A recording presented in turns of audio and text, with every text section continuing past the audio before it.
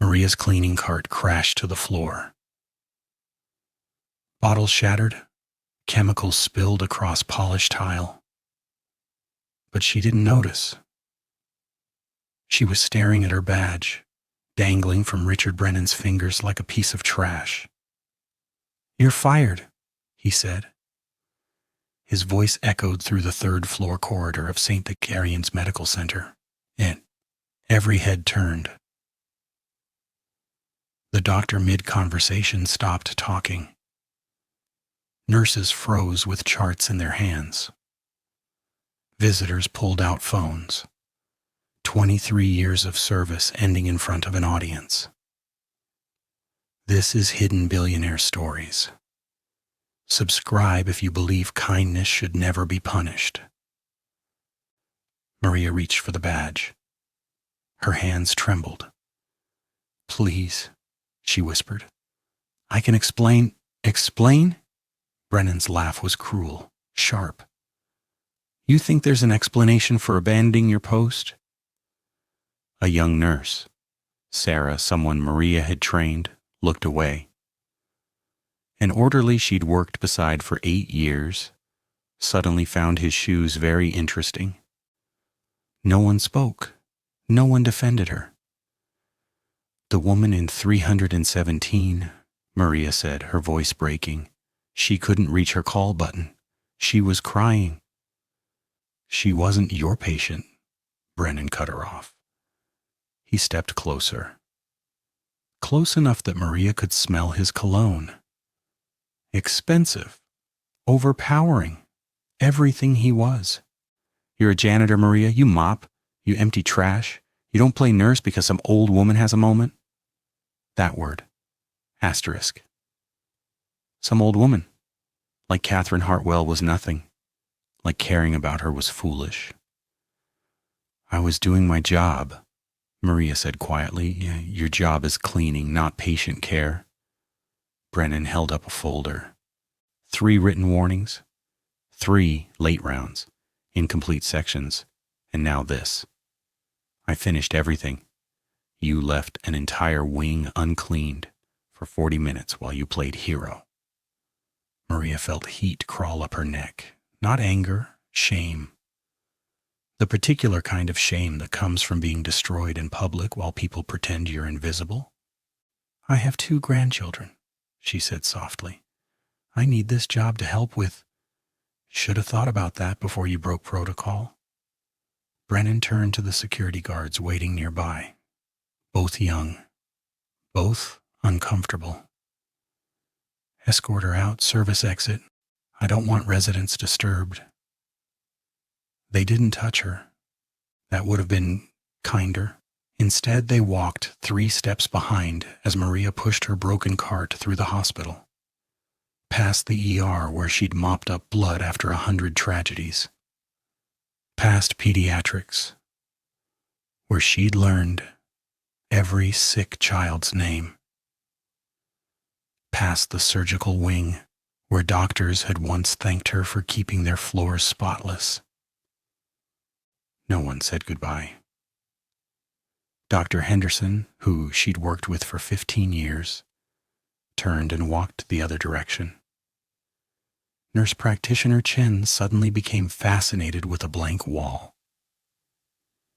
The security desk staff who'd shared coffee with her every night for a decade stared at their computers. Maria kept her head up. She would not cry, not here, not in front of people who'd forgotten her the moment she became inconvenient. But her hands wouldn't stop shaking.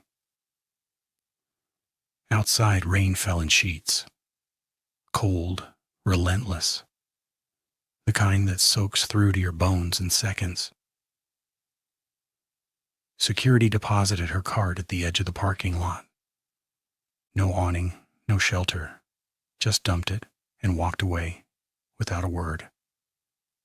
Maria stood in the downpour. Her green scrubs, the uniform she'd worn for 23 years, soaked through immediately. Water ran down her face. She could pretend it wasn't tears. Her phone buzzed. Unknown number, she ignored it. 23 years? Gone in 5 minutes. Erased, like she never existed. Maria's car sat in the far corner. A 2009 Honda Civic with rust eating through the doors. The same spot she'd parked in for 2 decades. Same space, same routine, same life. All meaningless now. She loaded her personal items from the cart. A photo of her grandchildren, soaked, the glass fogged. A coffee mug that said, "World's Best Abuela." A sweater that smelled like hospital disinfectant. Her entire life, reduced to a wet plastic bag. Her phone rang again, same unknown number, something desperation, maybe hope, made her answer. "Hello?" Her voice sounded hollow, dead. "Is this Maria Reyes?" A man's voice, young, panicked. "Yes." "This is Dr. Patterson at St. Catherine Etas. You're listed as an emergency contact for Catherine Hartwell, room 317. Maria's heart stopped. "What? No, there's a mistake. I was just the janitor. Her phone shows she called you 40 minutes ago." His words came fast, urgent. "You're the only contact we have. Her son is on a plane from London. We can't reach him." "What happened?" "She crashed. Full cardiac arrest. We brought her back, but she needs surgery immediately." The rain fell harder. "I can't give consent. I barely know her." "I understand that."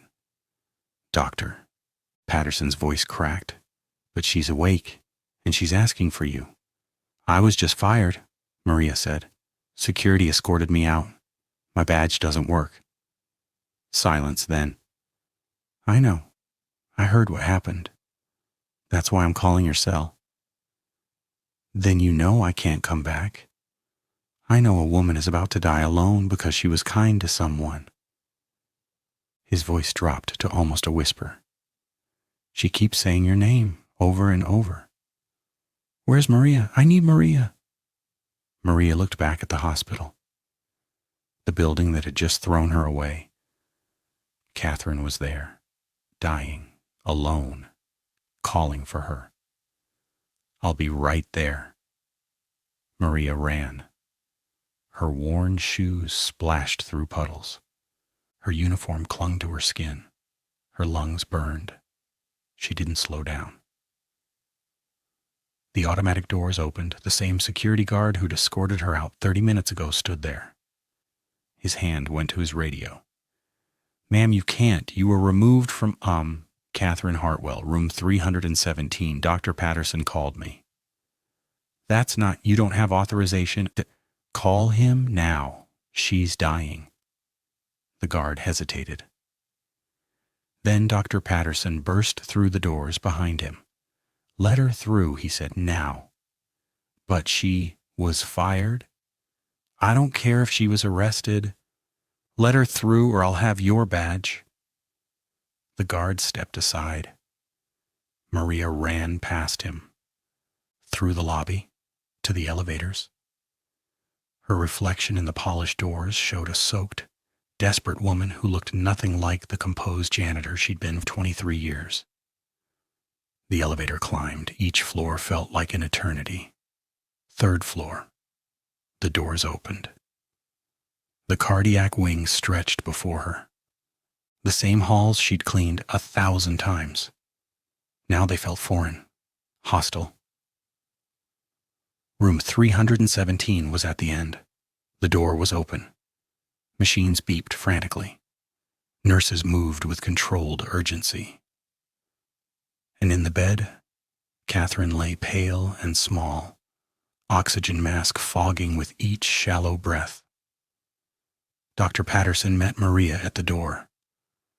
"She's stable for now, but we need to move her to surgery in the next 20 minutes. Can I see her?" "That's why you're here." Maria stepped into the room. A nurse moved aside. Another adjusted an IV. They said nothing, but their eyes held questions. Why was the fired janitor here? Why did this patient keep calling for her? Maria reached the bedside, took Catherine's hand. The skin was cold, papery. "Catherine," she said softly. "It's Maria." Catherine's eyes fluttered open. Recognition flooded her face. Relief. Then tears. "You came back," she whispered through the oxygen mask. "Of course I did. They said you were fired. Because of me. That's not your fault." "It is." Catherine's voice broke.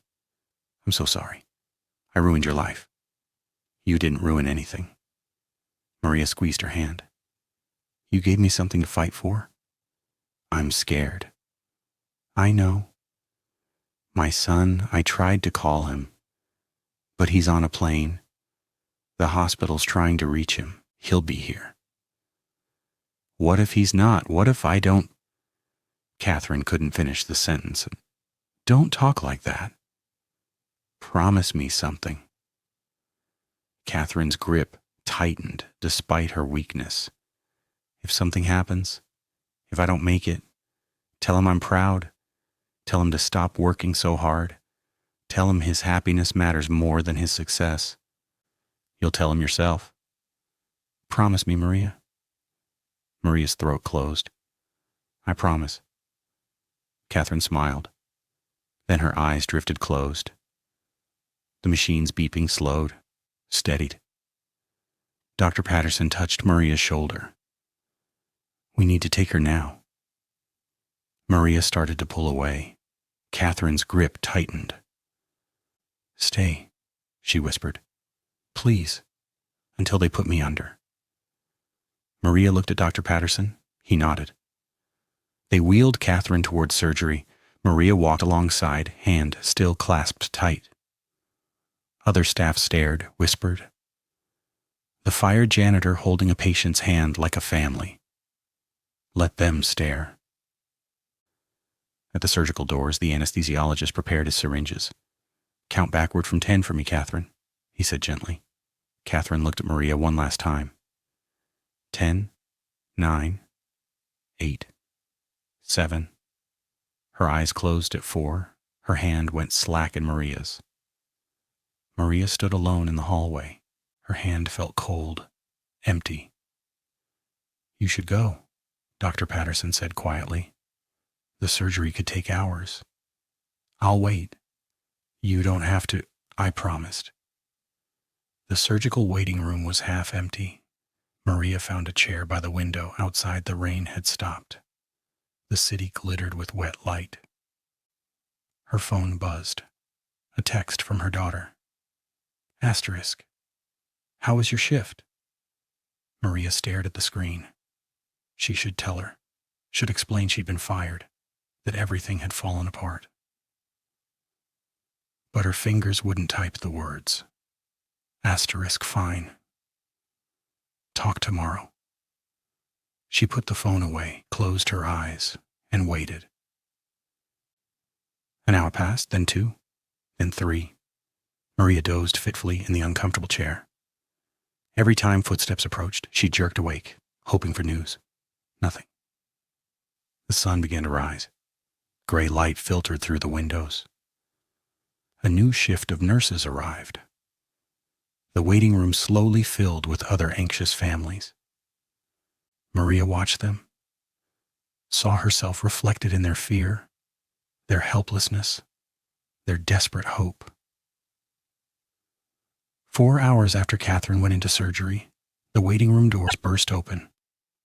A man rushed in, tall, maybe 45, expensive suit rumpled from travel, dark hair uncombed, eyes wild with panic. "What?" "Catherine Hartwell," he said to the desk nurse. "Where is she? I'm her son, James Hartwell. I just flew in from London. My phone died on the plane. I got voicemails from the hospital." "She's in surgery, Mr. Hartwell. Dr. Patterson will update you as soon as—" "What happened? Why didn't anyone tell me sooner?" His voice cracked. "Why was I the last to know my mother was dying?" The nurse's expression softened. "Your mother didn't want to worry you. She only called the hospital when her symptoms became severe. James looked like he might collapse. He gripped the edge of the desk. Is she going to make it? Dr. Patterson will speak with you when there's news. James turned toward the waiting room. His eyes swept across the scattered families, then landed on Maria. Something flickered in his face. Confusion, maybe. A recognition. He walked over, slowly, like approaching a ghost. Were you waiting for news about Catherine? He asked. Yes. How do you know her? Maria hesitated. We met last night? Last night? James sat heavily in the chair beside her. And you've been here all night waiting? She asked me to stay. James studied her, really looked, saw the green scrubs, the hospital ID lanyard, empty now, the exhaustion in her eyes. You work here? I did. What department? Maria swallowed. Environmental services? Understanding dawned slowly across James's face. You're the janitor? The one who helped her? I'm Maria. She called me about you. James's voice was barely a whisper. 2 weeks ago, she said she'd met the kindest woman in the hospital, that you talked to her like she mattered. She does matter. I know. James pressed his palms against his eyes. But I should have been here. I should have known she was sick. I should have... His voice broke. They sat in silence. James's leg bounced with nervous energy. His fingers drummed against his thigh. I run a medical technology company, he said suddenly. Cardiac devices. I build things that save lives in hospitals just like this one. He laughed, a bitter, hollow sound. And I couldn't save my own mother from being alone when she needed someone most. You're here now, Maria said quietly. Because a janitor stayed when I couldn't. James looked at her. His eyes were red. My mother told me you were fired for helping her. Maria didn't respond. That's unconscionable, James continued. You did nothing wrong. You showed compassion, and you were punished for it. I broke protocol. Protocol. James said it like a curse. I hate that word. I build medical devices, Maria. I know all about protocols, and I know when they help patients and when they just protect bureaucrats. A nurse approached. Mr. Hartwell, Dr. Patterson will see you now. James stood, looked at Maria. Will you come, please? My mother would want you there. Maria hesitated. I'm not family. You stayed all night. That makes you a family. They followed the nurse to a small consultation room. Dr. Patterson was already there, still in surgical scrubs. He looked exhausted, but not devastated. That was a good sign. The surgery went well, he said immediately. We repaired the blockage. She's stable. James's knees buckled. He caught himself on the back of a chair. She's gonna live? Barring complications, yes. She'll need monitoring for the next 48 hours, but I'm cautiously optimistic. Can I see her? She's in recovery. Give us 30 minutes to get her settled in the ICU. Dr. Patterson looked at Maria. She asked for you. The first thing she said when she woke up. Is Maria still here? Maria's eyes filled with tears. She blinked them back. Thank you, James said to Dr. Patterson. Truly. The doctor nodded and left. James and Maria sat alone in the consultation room. My company, James said slowly, funds cardiac research at 17 hospitals across the country, including this one. That's impressive. We donate millions annually, equipment, training, facilities. James pulled out his phone, started typing. And as of right now, every dollar of that funding is contingent on something. What? Your reinstatement with back pay and an apology from whoever fired you. Maria's breath caught. Mr. Hartwell. James, please. James, you don't have to do that. I absolutely do. You saved my mother's life. The doctor saved her life. You saved her spirit. That's just as important. James kept typing. I'm emailing the hospital administrator now, and the board president, and the head of HR. This will cause problems for you. Good. I like problems. James looked up from his phone. My mother is the most important person in my life, and when she needed help, a stranger showed more compassion than an entire hospital staff. He stood, paced to the window. Do you know what she told me the last time we spoke? She said she was proud of me, of my company, of what I'd built. His voice thick with emotion. But she also said I'd forgotten something important, that success without kindness is just noise. James turned back to Maria. I didn't understand what she meant. Until now. Maria's phone buzzed. She glanced at it, a text from an unknown number. Asterisk, this is Hospital Administrator Karen Walsh. I need to speak with you immediately. Please call. James saw her expression. That was fast. What did you tell them? The truth. That they fired the best employee they had and that I'm reconsidering my company's entire relationship with this facility. You're bluffing. I never bluff about Mother. James smiled grimly. Or about doing the right thing. A nurse appeared. Mr. Hartwell, your mother is asking for you. They followed her to the ICU. Catherine looked small in the bed, but her color was better. Her eyes were open. When she saw James, her face transformed. There's my boy. James rushed to her side, took her hand, pressed it against his cheek. I'm here, Mom. I'm right here. You came so far. Of course I came. Why didn't you call me sooner? I didn't want to worry you. I'm always worried about you. That's my job. Catherine smiled. Then her eyes found Maria, standing near the door. You stayed. I promised. Come here, please. Maria approached slowly. Catherine reached out her free hand. Maria took it. Thank you, Catherine whispered, for everything. You don't need to thank me. I do. You lost your job because of me. Not for long, James interjected. I've made some calls. Catherine looked between them. What did you do? What needed to be done? James, Mom, let me handle this, please. Catherine studied her son's face, then smiled. You got that stubborn streak for me, you know? I know. They talked quietly while Maria stood back. Family conversation, private moments. She should leave, give them space. But Catherine kept hold of her hand. After a few minutes, a woman in a business suit appeared at the ICU entrance. Mid-50s, perfectly styled hair. The kind of polish that came from corner offices and donor galas. A nurse pointed toward Catherine's room. The woman approached. Her smile was professional, strained.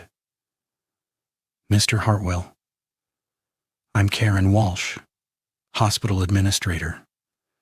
I apologize for the intrusion, but I needed to speak with you. And Maria, James said, she needs to be part of this conversation. Karen's smile tightened. Of course, Miss Reyes. I understand there was a regrettable incident earlier today. Regrettable, Maria repeated. The word tasted bitter. The hospital takes employee concerns very seriously. We're conducting a full review of... She's fired or she's not, James interrupted. Which is it? Karen faltered. The situation is complex. There were protocol violations. My mother couldn't reach her call button. Maria helped her. Where's the violation? She abandoned her assigned area to prevent a patient from dying alone. Again, where's the violation?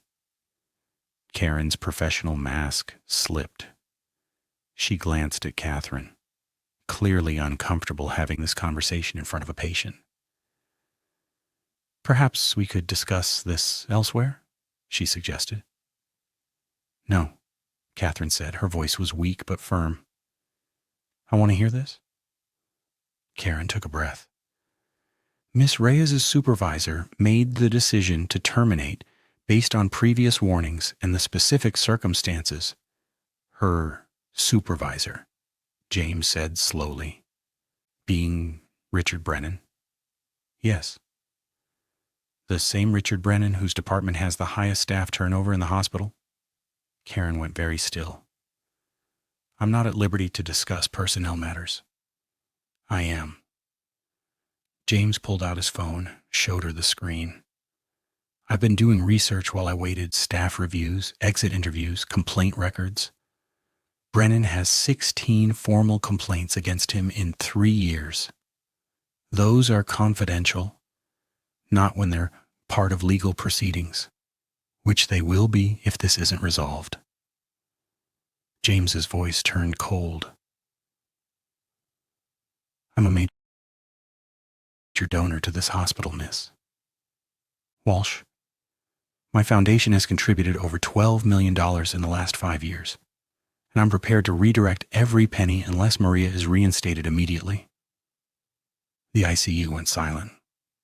Nurses stopped working. Other patients' families turned to watch.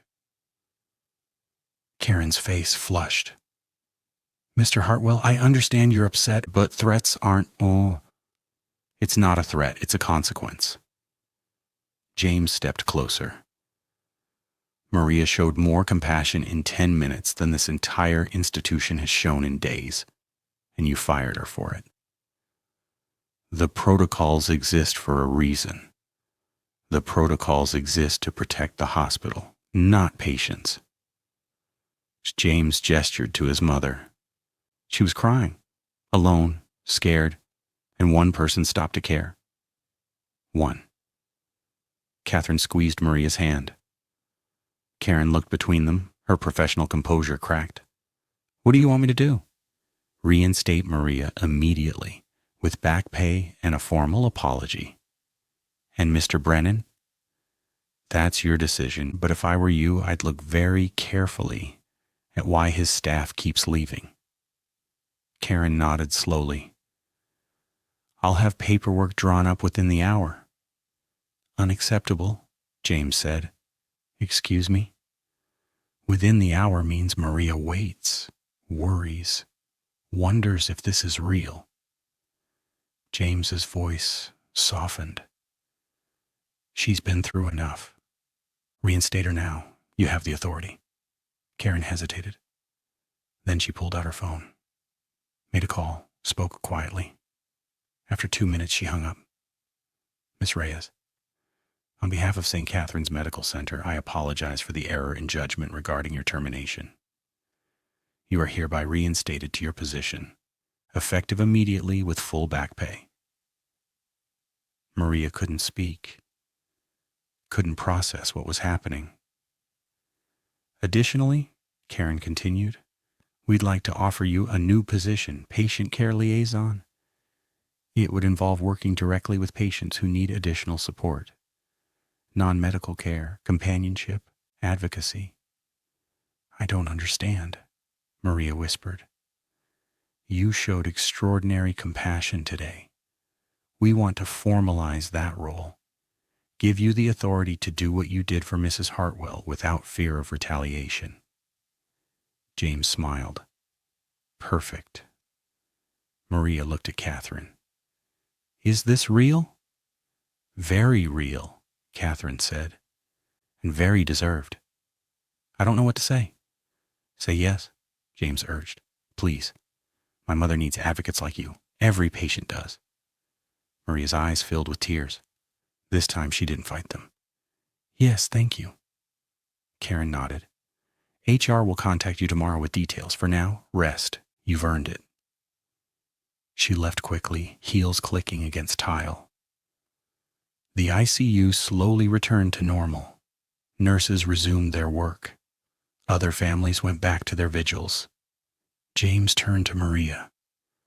Thank you for staying, for caring when no one else would. Anyone would have done the same. No, they wouldn't. And that's the problem. He squeezed his mother's hand. I'm going to do better. Be here more, work less, actually live the values I claim to have. Catherine smiled. I'll believe it when I see it. You will, I promise. Maria stepped back. I should go. Let you two have time. Wait, Catherine said. Will you come visit when I'm home for tea? I'd like that.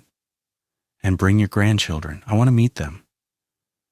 Maria's throat closed up. I will.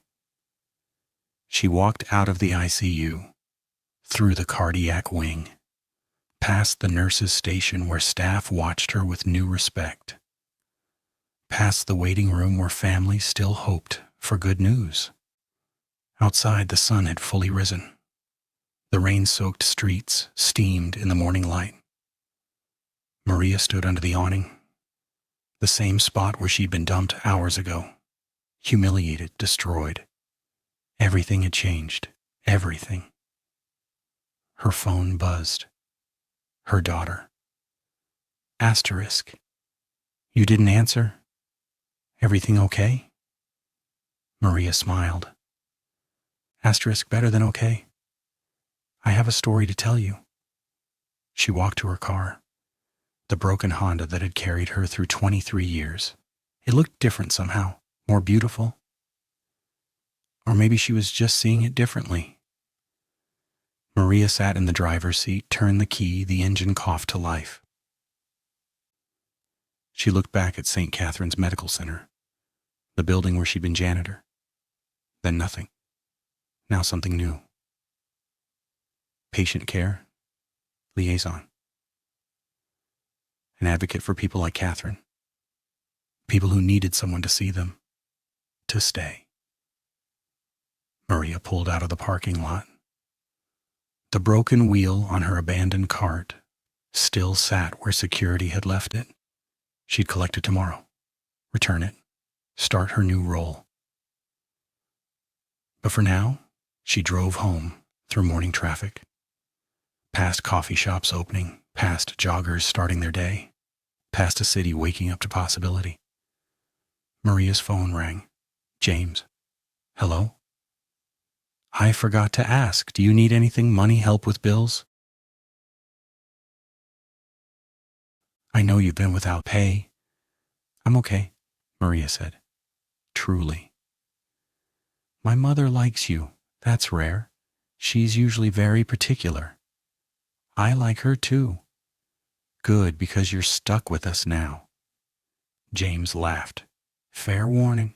She's going to try to set you up with every single friend she has. She's relentless. I'll manage. I believe you will. A pause. Thank you again, Maria, for saving her, for staying. You already thanked me. I'll probably thank you 100 more times. Get used to it. They said goodbye. Maria drove on. Her phone buzzed with messages, her daughter, her son, friends who'd somehow already heard. News traveled fast in hospitals. She'd answer them later. Right now, she just wanted to drive. To feel the morning sun on her face. To let everything sink in. 23 years as a janitor. Hours as nothing. Now, something new, something important. Maria smiled, turned up the radio, and drove toward whatever came next. Because kindness, it turned out, was never wasted. Sometimes it just took a while for the world to notice. But when it did, everything changed. 3 weeks later, Maria stood in Catherine's living room. High ceilings, art on the walls, floor-to-ceiling windows overlooking the city. Her grandchildren, Sophia and Miguel, sat on the floor playing with Catherine's old chess set. "Your grandmother is a natural," Catherine said, pouring tea. "She's already helped 12 patients navigate the system." 13, Maria corrected. "Mrs. Chen was discharged yesterday." "See, natural." James appeared from the kitchen carrying cookies. "These are from the bakery Mom likes. Fair warning, they're addictive." Sophia looked up. "Are you a prince?" James laughed. "Why would you think that?" "Because Abuela said you saved her. Princes save people. Your Abuela saved my mother. That makes her the hero."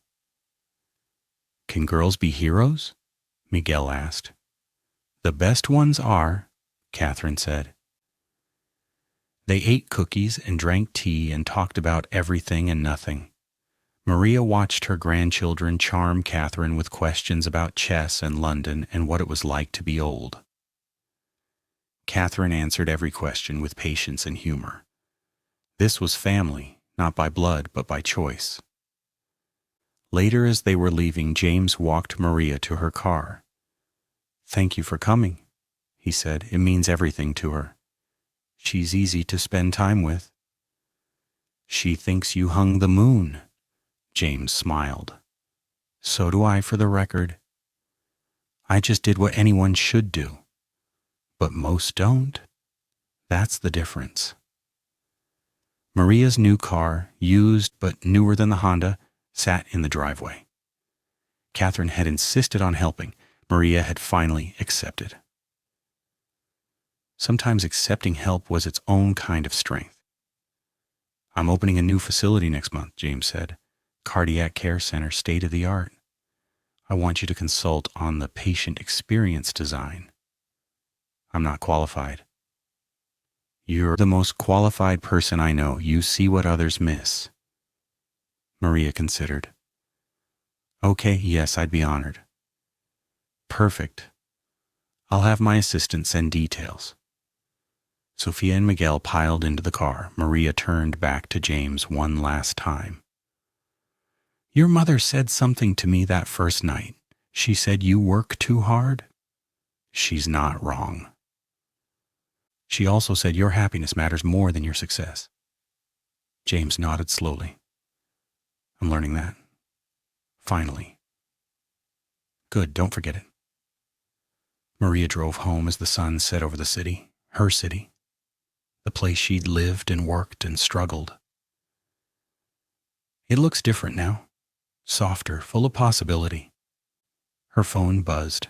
A text from Catherine. Asterisk. "Thank you for sharing your beautiful family. Same time next week." Maria smiled and typed back. Asterisk, I wouldn't miss it. She pulled into her apartment complex. The same building she'd lived in for 15 years. But it felt different too. Or maybe she was different. Maria climbed the stairs to her second-floor apartment. Inside, photos of her family covered the walls. The space was small but warm. Home. She made dinner, called her daughter, played with ideas for the new cardiac center, and thought about a night 3 weeks ago when her world had ended and begun again in the span of hours. Sometimes the worst moments led to the best transformations. Sometimes kindness costs everything. And sometimes, just sometimes, the world noticed.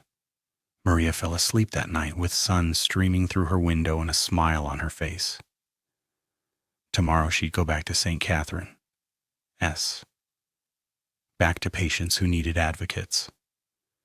Back to making a difference in small, crucial ways. But tonight she rested, knowing that she'd been seen, valued, chosen. That made all the difference.